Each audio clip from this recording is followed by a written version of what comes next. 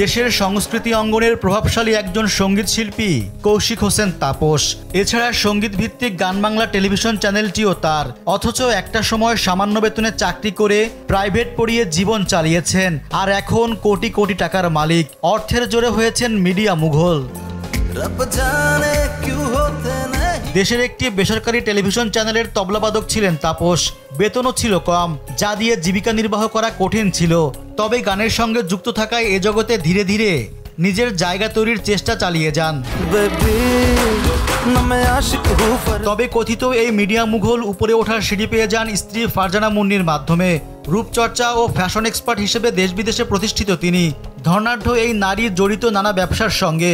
তার মেয়ে নাদিশ আরমানকে প্রাইভেট পড়াতেন তাপস, যিনি এখন স্বৈরাচার শেখ হাসিনার মেয়ে সাইমা ওয়াজেদ পুতুলের সূচনা ফাউন্ডেশনের চিফ অপারেটিং অফিসার হিসেবে কাজ করছেন।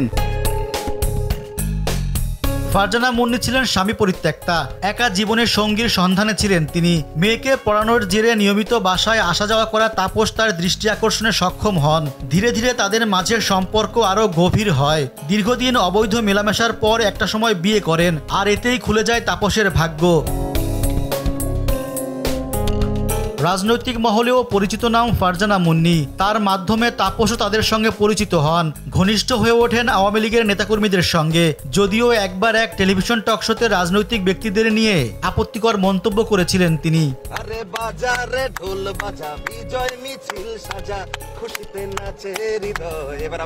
তাপস চাটুকারি করে ক্ষমতাচ্যুত শেখ হাসিনা সরকারের ঘনিষ্ঠ হন, আদায় করেন নানা সুবিধা। এভাবে আঙুল ফুলে কলা গাছ হতে সময় লাগেনি তার। এর ফলে গায়ের জোর দেখাতে আরম্ভ করেন তিনি। এর বলি হন ফ্রান্স প্রবাসী আবৃত্তি শিল্পী রবিশঙ্কর মৈত্রী। তার নামে নিবন্ধিত টেলিভিশন চ্যানেল গান বাংলা জোর করে দখল করে নেন।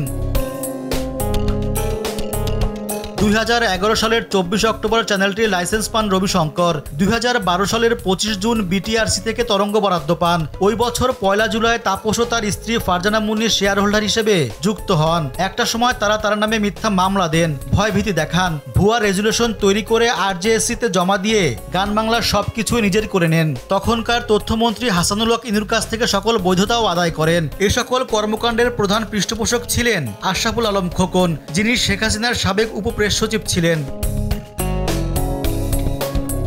এরপর গান বাংলা চ্যানেল ঘিরে তাপস শুরু করেন নানা অপকর্ম। চ্যানেলটিকে সামনে রেখে অপরাধের সাম্রাজ্য গড়ে তোলেন তিনি, যা থাকছে প্রতিবেদনের দ্বিতীয় পর্বে।